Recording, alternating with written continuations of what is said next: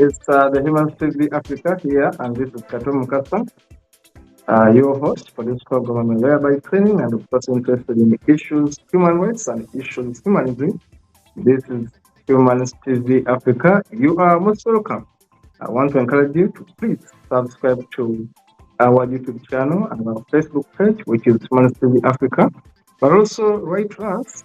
Our email is info. Our email is info@humanistvafrica.com. But also, you can send us a message on our WhatsApp, which is +254 7473 56767. This is Humanist TV Africa. Why do we exist? We exist to learn from you as you learn from us. We exist here to help us, educate us as we educate you. It's a two-way traffic. You educate us, we educate you. We learn from you, you learn from us. We empower us, we empower you. You motivate us, we motivate you.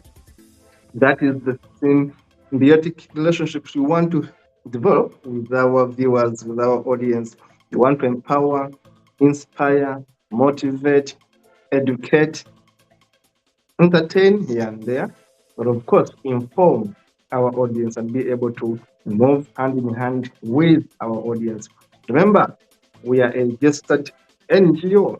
We are fully registered as an NGO operating in several countries in Africa, but also operating in the UK with a studio, and of course in the US with a studio. We have studios, physical studios in Uganda, we have studios in Kenya, we have studios in Zambia, Zimbabwe, we have studios in Nigeria and Ghana, we have a studio in Sierra Leone, of course.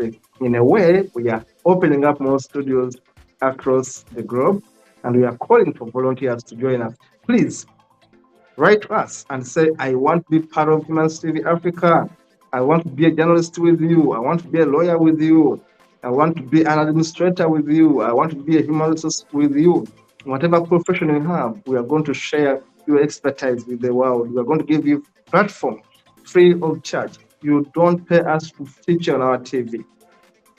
We are an NGO. We shall give you a platform to share your views and impact on the world. Remember to write to us. The email is right there. Today, I'm talking about human rights. Human rights in Uganda. And the program is Human Rights Watch Uganda. Human Rights Watch Uganda.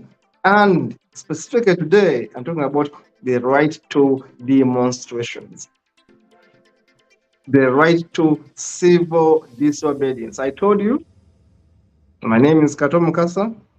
I'm a trained lawyer, a Ugandan trained lawyer who has worked in Uganda and who knows how messy human rights situations are in my country. I'm here to inform Ugandans, but also to inform people in Africa and in the world that you have a right to disobey your government. I'll repeat it for you. You have a right to disobey your government. That right is given to you by your constitution, universally acceptable. That right is given to you by universal laws, including rights chartered, rights put in the United Nations Charter for Human Rights. Now, each country has a constitution, and most of these countries signatories to the United Nations. Now, when you look at rights under the United Nations, each citizen of the world has a right to disobey a government that violates rights. I repeat, whether in Rwanda, Kenya, Somalia, Burundi, Ghana, Nigeria, Sierra Leone, Mali, whatever country you are, you have a right to disagree with your government and to show that you are in disagreement. But governments in Africa ensure that citizens feel that they don't have this right.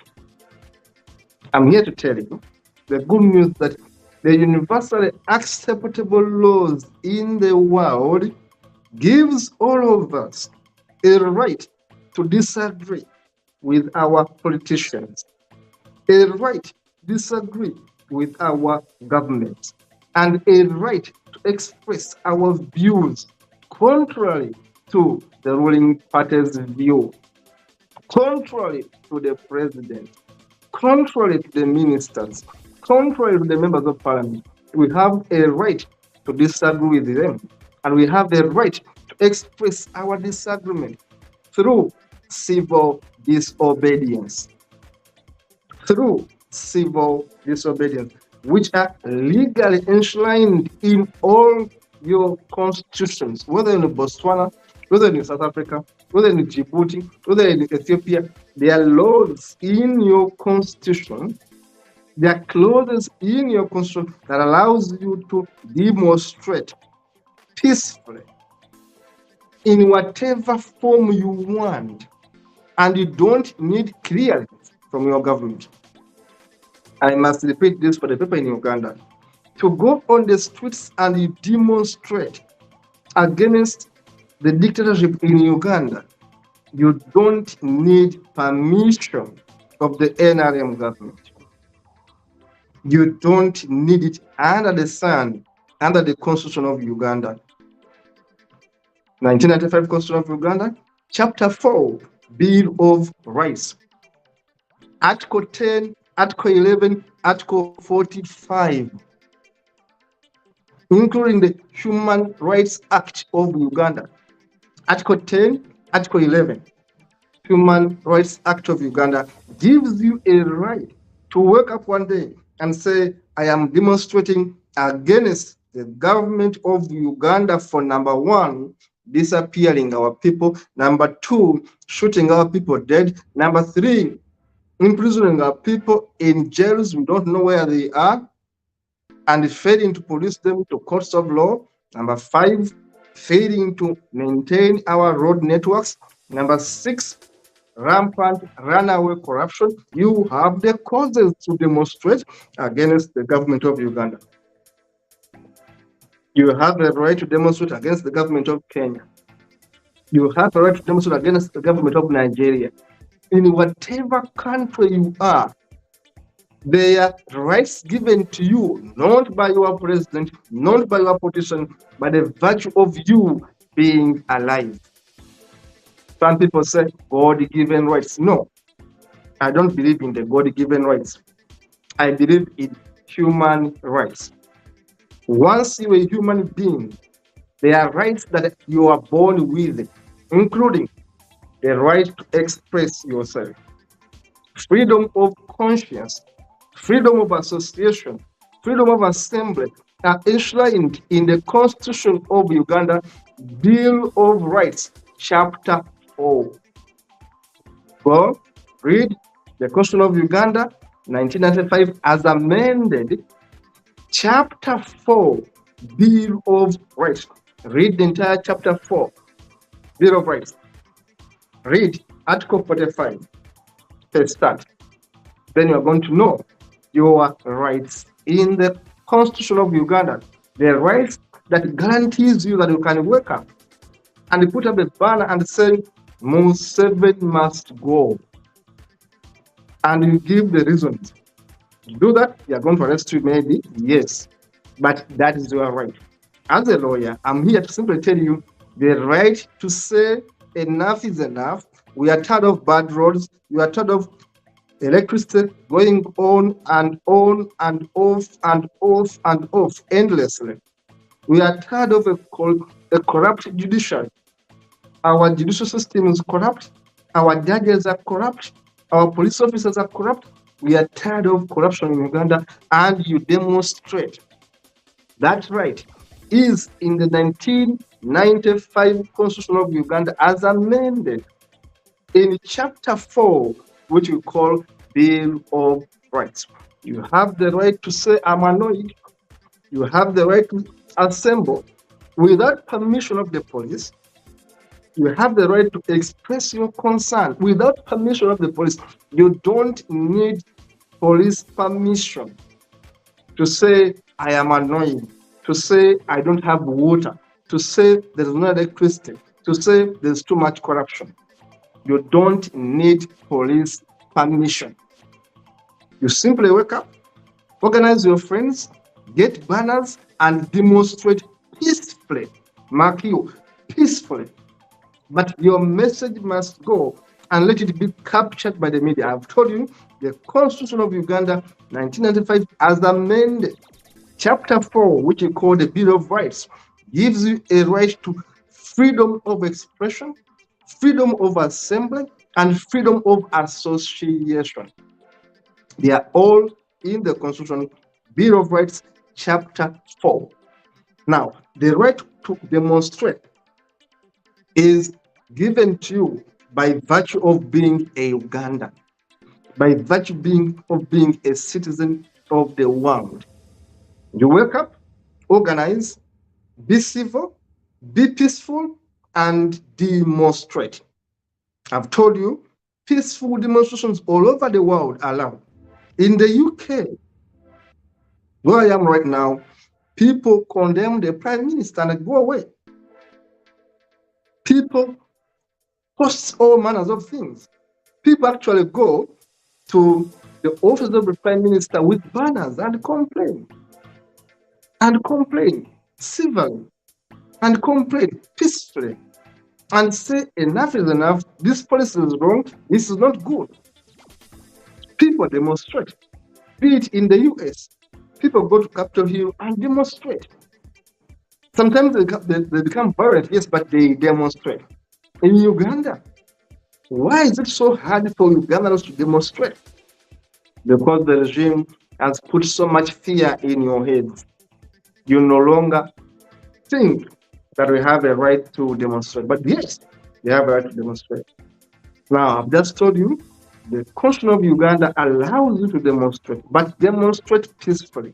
Number two, you don't need permission of the police, because the Public Order Management Act that stopped you from demonstrating was actually overruled by Mwangati Vumbi case and others. The act, the Palmer Act, Public Order Management Act, which usually stopped you from demonstrating, was overturned. Similarly, the Police Act had clauses that stopped you from demonstrating.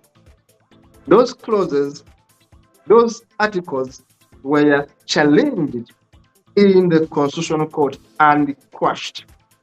It means to that the Police Act is null and void as far as demonstrations are concerned. I repeat, the Police Act is null and void as far as demonstrations in Uganda are concerned, as far as freedom of assembly is concerned, as far as freedom of association is concerned, as far as freedom of free speech is concerned. The President of Uganda has no right to tell you what to speak. The judiciary in Uganda has no right to tell you what to speak and when to speak it and how to express yourself. You have a right to call to order the President of Uganda. You have a right to call to order all politicians in Uganda. Dennis, I'm going to invite you to showcase those photos showing people attempting to come together and assemble, and yet the government of Uganda does not allow them to assemble. That is one of the mammoth rallies of Senator Muchagulani. You know him as Bobby Wine, when he was calling people in 2020 and November and December during the campaigns, where he had so many people coming around, and of course the government was fearing the crowds and had to shoot at the crowds, which was violating their rights. You have the right to assemble. Then it's very fast, please. In July 2022, students at my former school, my school is called Blessed Sacrament Kimanya, demonstrated and they were expelled. Those daughters, those girls, that is my former school. I was the head prefect in that school.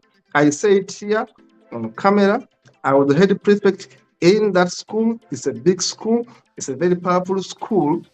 I was their head prefect in 1996, and I was expelled because I exercised my right as a citizen to demonstrate against a bad regime that managed that school. Now, many years later, July 2022, students demonstrated, and that school chased these students indefinitely. Then let's continue. Indefinitely. Now, this is Samuel Mugumya, who was arrested and disappeared after demonstrations. This guy was arrested by the government of Uganda and disappeared and was taken to Congo, where he was enslaved for over 8 years. Samuel Mugumya was made a slave in captivity in Congo by the government of Uganda and was imprisoned for over 8 years. Why? Because of demonstrations. You can see him there. He was demonstrating. When that day he was arrested, he was disappeared. He was taken to Congo, where he spent 8 years in prison. When he came back, he had to flee to Germany. Right now, he's an asylum seeker in Germany. Why? Mugumya demonstrated against the bad regime of Uganda, and what they did was to arrest him and disappear him in the Congo. Our government of Uganda, organized with the government of Congo, syndicated erroneously against the rights of Mugumya, and he was arrested and imprisoned for 8 years in Congo. Not in Uganda, his motherland, in Congo. When he got his freedom, he had to run away to Germany, where he is right now as an asylum seeker. Then, talking about right to demonstration. Housewives also demonstrated, by the way. It was very funny. April 2022, housewives in Uganda demonstrated. You can imagine the right to demonstration. Then let's continue. Housewives demonstrated that they wanted trips to Dubai. Very, very funny things. You know, instead of demonstrating with something very serious for them, they wanted trips to Dubai, demanding their husbands to give them the right. Now, in May 2021, National Unity Platform politicians demonstrated through prayers. You can see them, these funny guys here, demonstrating through prayers. That was their right. That is a part of demonstration. You can demonstrate through prayers. But what happens when people demonstrate? The Uganda army, not even the police, the Uganda army is moved out of the barracks. They put them on the streets to beat people and shoot people dead. When people demonstrate in Uganda, what does the army do? The army is brought out and the army beats people, intimidates people, and shoots people dead. Then it's very fast, please. You can see the vehicles, the army vehicles that are always littering our villages, our streets, whenever people try to demonstrate. Now here, in 2021 March, market vendors demonstrated. You can imagine people are trying to demonstrate in Uganda to show their discomfort. 2021 March, market vendors in Uganda demonstrated. This was good. They are on their knees and they are saying enough is enough.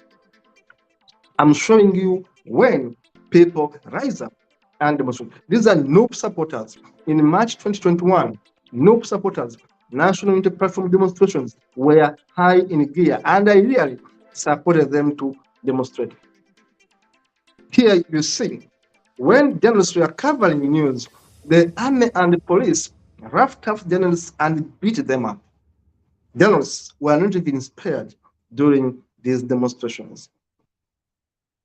You can see, this was again November 2021.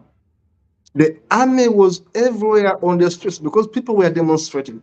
Yet, as I've told you, Article 45 of the Constitution of Uganda gives you a right to demonstrate. Chapter 4 of Bill of Rights gives you a right to demonstrate. You can imagine, 20th November 2020, government militias killed over 100 demonstrators in Kampala. You can always check it. BBC actually had to make a documentary, I think, about that. 20th November, those army goons, men not in uniform, but from the military barracks, went to the Kampala streets and killed over 100 people who were demonstrating on the streets of Kampala. Now you can see, at that very time, on 18th of November 2020, Museveni, the president of Uganda, had Bobi Wine, the main challenger, arrested, and he went on TV to say he was happy that this young man was tortured. You can imagine a president of a country proudly saying, I'm happy this man was beaten, he was tortured. Because of that, there were demonstrations on the 19th of November and then 19th of November, where 100 people were shot dead, as you can see in those photos, where 100 people demonstrated and were shot dead. November 2020, the deaths were 18th and 19th of November 2020. And people were rounded up on 18th November and put on military vehicles and disappeared, as you can see in that image. People were put in vehicles and disappeared. And that is the leader of opposition there in Uganda, Bobi Wine, moving around and, of course, showing his discontent and demonstrating. Today, as I talk, Member of Parliament, Derek Nyeko, was planting banners in the potholes of Kampala Road. That was a part of the demonstration. That's the Member of Parliament right there of the National Unity Platform Party, planting bananas right in the middle of the capital city. Why? Because the capital city is full of potholes. A Member of Parliament today just planted bananas in the roads full of potholes. At the same time, we have government doesn't care about people, roads are full of potholes, and then people are now demonstrating in this format. When you find a pothole, please put there a banana stand. This is when the government is going to wake up. When you find a pothole in Kampala or wherever you are, please get a banana and put there. Today, again, the leader, the Secretary General of National Unity Platform, Lois Rubongoya, was again planting a yam in the middle of a road. That is the Secretary General of the National Unity Platform, Lois Rubongoya, a lawyer, of course, was there planting yams in the potholes in the roads in Uganda. Why? As a lawyer, he knows he has a right to show discomfort. You can go ahead and demonstrate peacefully. Say we are tired of bad roads, and here we are as lawyers, as civil rights activists, as human rights activists, as community leaders. We are going to say we want better roads. Don't pick guns, don't pick stones, don't pick pebbles, don't pick logs. Simply use peaceful methods to show that you are not happy with the regime.